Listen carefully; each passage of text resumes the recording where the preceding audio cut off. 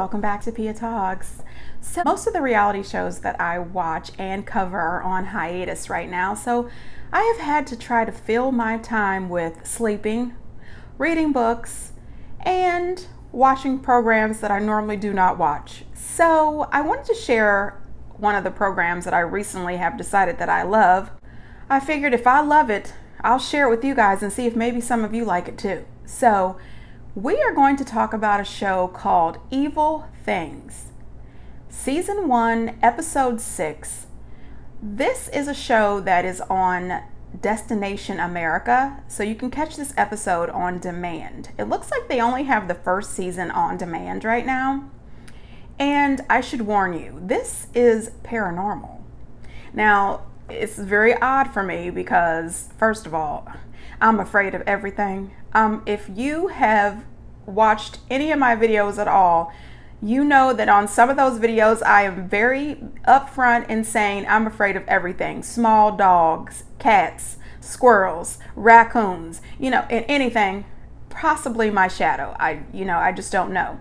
But paranormal things really freak me out and scare me to death. Because, if I'm afraid of a cat that I can see, I'm afraid of the things that I can't. So let's get into this show. But before we do, if you have not subscribed, please help me grow my channel and hit that subscribe button. Don't forget to hit the thumbs up and the notification bell so you can always be notified when I post new content. Thank you. Evil Things breaks the episodes into two parts. The first half is based on one person or a group and their situation. The second half is based on a new group of people or person and their situation. So the first part of this episode is called The Ring, and it is about a lady named Jeanette. It happened back in 2005. Now, if you have watched my Vanderpump Rules videos, you could see that at one point when Stassi got her ring from Beau, it was passed down. And I mentioned in that video that no, I don't like passed down rings. I don't like vintage stuff. I just don't. And one of those reasons is because I'm afraid. Okay, I forewarned you. I told you that I'm scared of everything. I'm serious. Don't give me Aunt Lulu's old ring. I just can't take it. I can't. In Evil Things, they break things down by the day that things happen. So day 1, Jeanette is a single mom who has been divorced for about 6 years.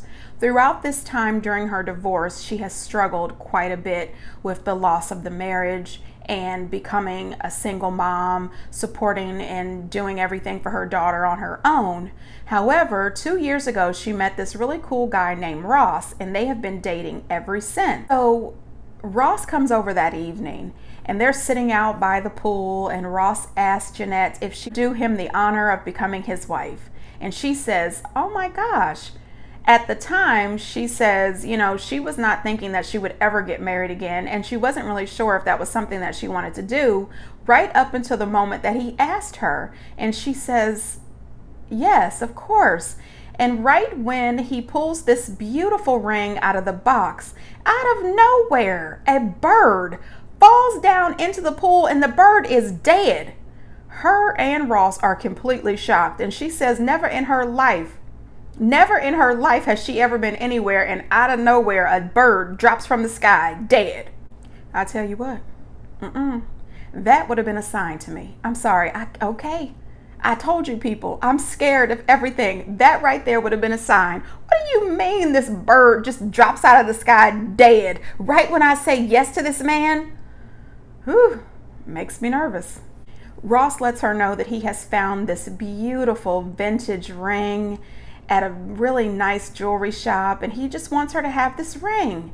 He thought, wow, this would be perfect for her. And she thought, he's right, this ring is absolutely gorgeous. And vintage. Day 2, it's the next morning, right? She decides that she's going to make this amazing breakfast so she can tell her daughter Kayla about this engagement, because she wants Kayla to warm up to the idea of Ross marrying her and moving into the house. So she's downstairs making breakfast and she screams for Kayla. Kayla does not show up. So she goes upstairs to get Kayla. She finds Kayla in her room with her back towards the door, drawing at her desk. When she walks up to her daughter, she's drawing pictures of a woman drowned, dead in the bathtub. As she goes through these pictures, there are different variations, like tens of drawings that she has made of this woman drowned. Blood everywhere, water everywhere. Honey, let me just tell you, no. There needs to be some further discussion. What is happening? But instead of them having discussion, her daughter, still with her back towards her mom, says, "Are you and Ross getting married? Why do you have a new ring?" Her mom is completely shocked. Like, what does she know about us getting married? And how does she know about this ring? She was asleep the night that he proposed to me, which was the night before. She says, well, maybe she got up out of bed and looked out the window and saw him give me the ring. Would she had mentioned that she saw the dead bird? I don't know. So anyway, Jeanette goes on with her day and decides the next time she's in the school, she'll, stop by and have a talk with her daughter's teacher to find out if she thinks that she's acting odd or drawing any kind of weird, pictures or posters at school. She takes a nap and she wakes up to the sound of running water. She goes upstairs to her bathroom and her tub is overflowing. No. Okay, I don't know about you, but that would have totally freaked me the hell out. I might have left just then. I mean, once I checked with Kayla, girl, did you turn the water on in the bathroom? We gotta go. Something is not right. She still just passes it off like, okay, a few odd things happen in the house. Nope, not me. Day 3, she wakes up out of her sleep in pain. The ring is cutting off her circulation on her finger. She tries everything to get this ring off and she has no success. So she ends up calling someone to come over to cut this ring off of her finger. That is another sign. I'm sorry. To me, unless she has been found just chugging salt, why would your ring all of a sudden be too tight? After the guy cuts the ring off her finger, she goes upstairs to check on Kayla, who was in her room having a complete conversation. To who? She doesn't have any other children and there's no friends visiting. This freaks me out. No, ma'am. No, ma'am. Now, Jeanette goes into her daughter's room and her daughter says, "It wasn't me, I didn't do it." She turns around to see that the entire wall is covered from floor to ceiling with the same number written on the wall, 57718. Jeanette says that it's written on the wall like 100 times, and her daughter is crying, stating, "It's not me, I didn't do it, I didn't do it." Now at that point, just being a normal parent, I would have to say, Kayla, come on now. Really? But then when you think about it, and she mentioned the writing was all the way at the top of the wall. Even if her daughter stood on a chair, she couldn't have got that writing all the way up there.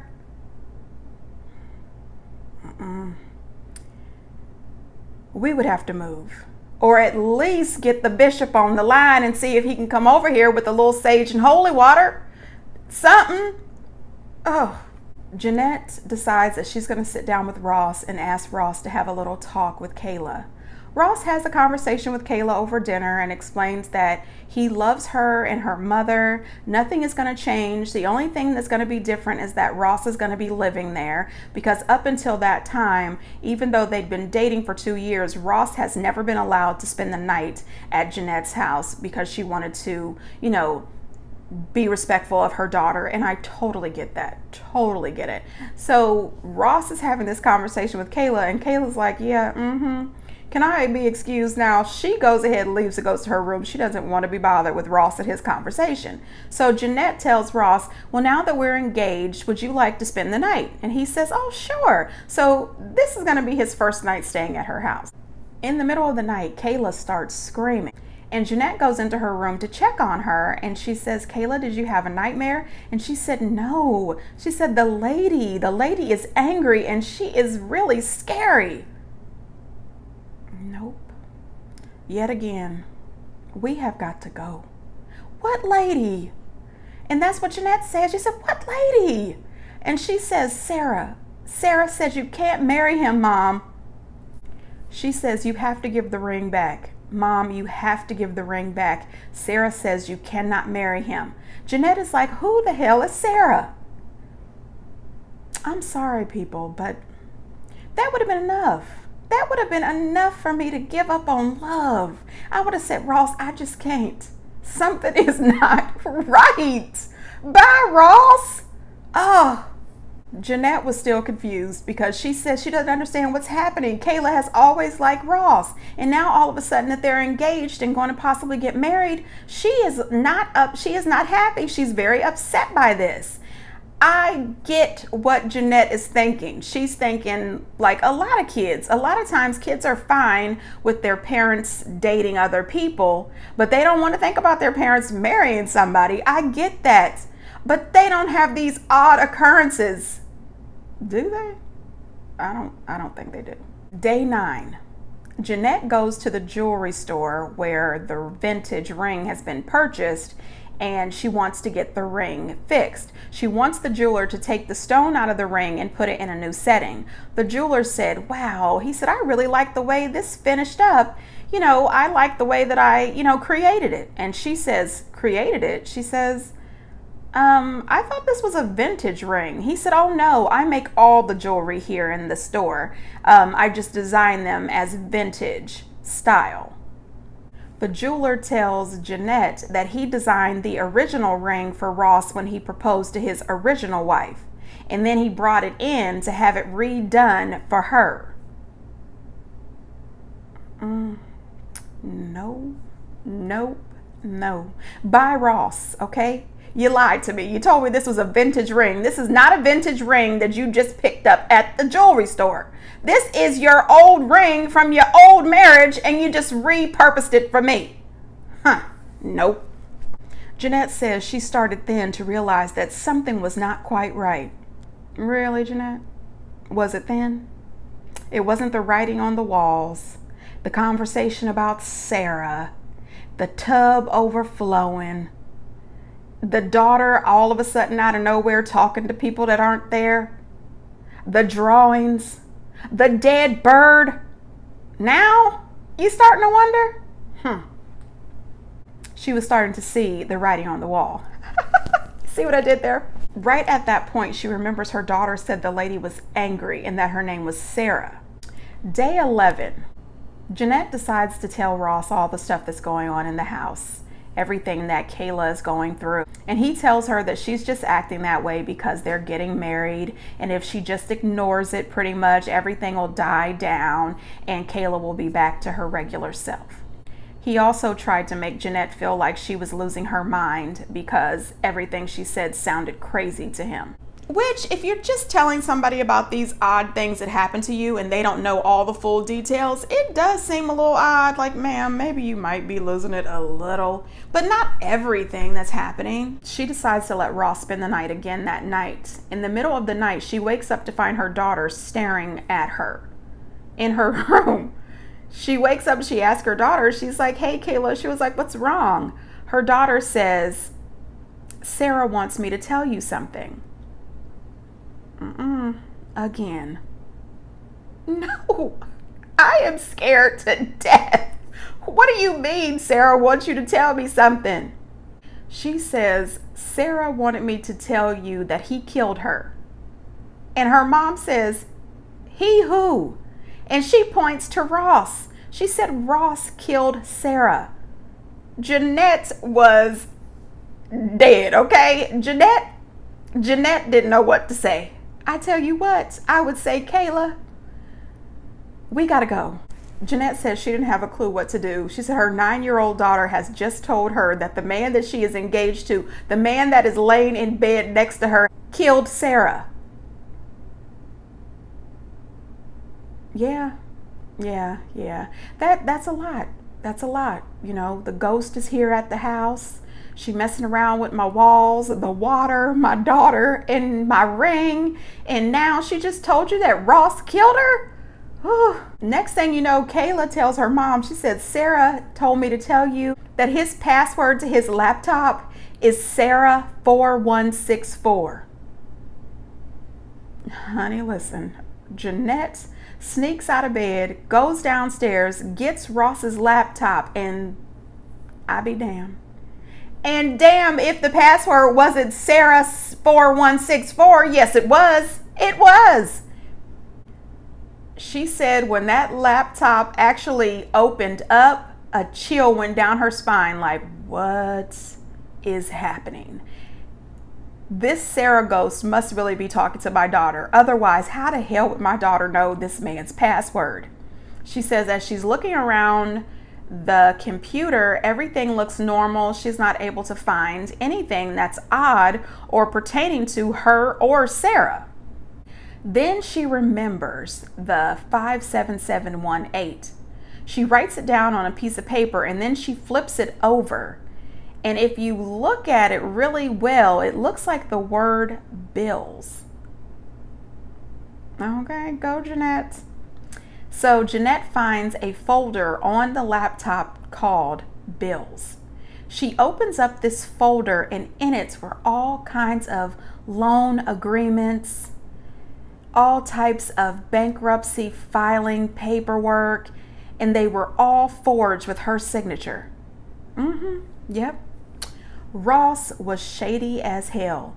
She says that she grabs her daughter and they haul ass. They go to a hotel for the night, and the next day, day 12, she heads over to the police. Now, I tell you what, they didn't say when she got to the police if she brought the laptop or not, but honey, let me tell you, that laptop would have been one of my possessions. As I'm tiptoeing back up the stairs to get Kayla and her tennis shoes on, when I tiptoed my butt back down those steps, I would have grabbed his laptop and hauled tail out of there. Let me tell you, I would have grabbed that laptop and been out, okay? She goes to the police department to file a report. The police officer asked her, "Are you aware that he was married before?" And she says, "Yes, I know that him and his ex-wife's relationship went sour and it was a bitter divorce." And the police officer said, "Ex-wife?" She said, "I guess that's one way to look at it." She asked Jeanette, was she ready for the truth? And Jeanette said yes. She showed her pictures of Sarah drowned in the tub. She said that they are pretty sure that Ross killed Sarah, but they do not have hard evidence because it kind of looked like a suicide. However, Ross did get $2 million from the insurance money, and it looks like that was a whole scheme from the beginning. Ross was actually going to marry Jeanette, get life insurance on Jeanette, and then murder her. Jeanette was able to have him arrested for forged documents, and he went to jail for 4 years. It turns out Ross had actually told Jeanette that his wife's name was Liz. Her name was Sarah. To this day, Ross is out. He has never been charged, and Jeanette said the reason she did the show is because she wanted to warn people that he is out and about. That is crazy. She also said that ever since she got rid of him, her and her daughter have not seen or heard from Sarah at all. And I know they're thankful, honey, because I don't, That's a lot. I mean, I am absolutely happy that Sarah was able to come through from the other side or wherever and warn her and her daughter. I mean, she could have got killed. This dude was really trying it. Yikes. And the fact that he's out and about now, he could possibly be setting up the next woman. Who knows? That's quite disturbing. The next story was called Time Capsule, and it was about a guy named Connor, his dad Greg, and his mom named Sarah. This happened in July of 1996. Day one, Connor is outside in his backyard. He's 12 years old. He's playing with his cars and trucks because back then the only thing Connor cared about was cars, trucks, and baseball cards. This time he's out on their big property that they have in the back, and he's trying to create his own racetrack for his cars. When he's out there digging up his racetrack, he actually finds an old box. He digs up an old box, and him and his dad decide to open it. When they open it up, in the box they find some old baseball cards, some old .45 records, and they also find a bandana with a .38 caliber shell there. His dad says, well, this must be some sort of time capsule. Later that evening, Greg and Sarah, Connor's parents, get into a little bit of an disagreement over who's going to watch him while they're working. And they realize that they're working so hard and so many extra hours for extra money, but they're going to have to spend some of the extra money to pay for a babysitter. Connor stated that whenever his parents would get upset and argue, he would always go over to his friend Sean, who lived about a block away, so that he would not be, around his parents when they were arguing. So that night he decides he's going to go over and see Sean, and he's going to cut through the backyard. While he's back there, he sees a man coming towards him. He freaks out because this is private property and nobody really lives around except for him and Sean, and he takes off running. He goes back into the house. He lets his dad know that there was a stranger on their property. His dad goes out with his gun, he's checking the property, he's screaming, he's hollering, and he doesn't see anybody. They just figured that it was some teenager who was trying to cut through the property to get somewhere, so they just ignored it. Connor decides he's just going to walkie-talkie his friend, which is what they did back in '96, I guess, and see what his friend was up to. When his friend didn't respond, he decided to use this other trick that they have, where they go to the window and they take a flashlight and they flash it 3 times into the window of their friend's house to get, his attention. While he was doing that, he found that one of the cards that he had found in the time capsule was actually out in the yard. And he thought, oh my gosh, I got to get out there and get it before it starts to rain and it damages this card. So he goes outside to get the card. As soon as he gets to the card, the stranger appears. He takes off running back in the house. His dad comes out and he's looking for the stranger. His dad instantly thinks about a recent kid that's gone missing in the area. And he's thinking, oh my gosh, he thought whoever this is out in my yard better be gone because nobody's, taking my kid, right? He goes out there, he can't find anybody, but he does find footprints. So he calls his local police. He talks to his friend Eddie, who was a deputy at the time. Now he's the town sheriff. Eddie comes over, he can't find anybody. He comes over during the daytime and he can't even find any footprints. Greg thinks that Eddie thinks he's crazy, but he's like, Eddie, I'm not crazy. I'm telling you the truth. There was footprints out here and my son Connor would never lie. Day 4, Connor is home with the babysitter. He's not allowed to go outside after dark, so he's in the house pretty bored, and all of a sudden he looks out the window and this man is standing at the window. He is freaked out. When his dad comes home, his dad goes out looking for this man. He's bound and determined that he's going to find this guy who is stalking his son. He goes outside, he's all over the property. He goes way far back in the woods and he finds an old abandoned shack. However, he hears music coming from the shack. He goes in there and he finds that somebody has been living there. There's cans in there, there's a makeshift bed and everything in there, but nobody's there. So he's getting really pissed off and really scared because he says, first of all, he's never noticed this shack before. Second of all, this guy is intimidating his child. He calls the police. So Eddie comes back out. They go back out to the shack. And when Eddie goes into the shack, it looks like nobody's been there for 30, 40 years. Eddie is clearly thinking that something is not right with Greg. Greg is starting to think something's not right with him either. He's like, but I swear I saw what I saw. I saw the footprints. I saw this shack really did look like somebody was living there. Now all of a sudden it doesn't. Greg was absolutely desperate to find out what the heck was happening. Day 5, the entire family is on edge and they are in the house. They are not going outside. When out of nowhere, Eddie shows up and he's got an old police file. He lets Greg know that 40 years earlier, there was a child that lived in his house, the house that he's currently living in, and this kid was abducted. The kid's body was never found, so they were not able to, have a memorial service and, a burial for the child. However, the father found the killer in that shack, and the father killed him with a .38. At that point, Greg knew what was happening. When him and his son found what they believed to be a time capsule, it was actually a memorial that man made for his son. He put his baseball in there, his baseball cards. He put his old records, that bandana, and a shell to the bullet that killed the man who killed his child. And that is what woke up the killer. And now he's stalking Greg's son. Greg and his son buried the memorial back where they found it, and they have not seen that ghost ever again, and they still live on the property. I tell you, nope, no. Even though they buried it and they haven't seen this killer again, we gotta move. I've already told you I'm scared of everything. We've got to move. I can't live here anymore. I'm not comfortable. This ghost has been harassing us. That is crazy. You know, Greg said that he totally understands that man killing that guy because he took his baby from him. But yeah, no, I got to move. You know, Greg and Sarah, they still live there. Connor has grown up and he's doing his own thing. But I tell you, And the same thing for Jeanette.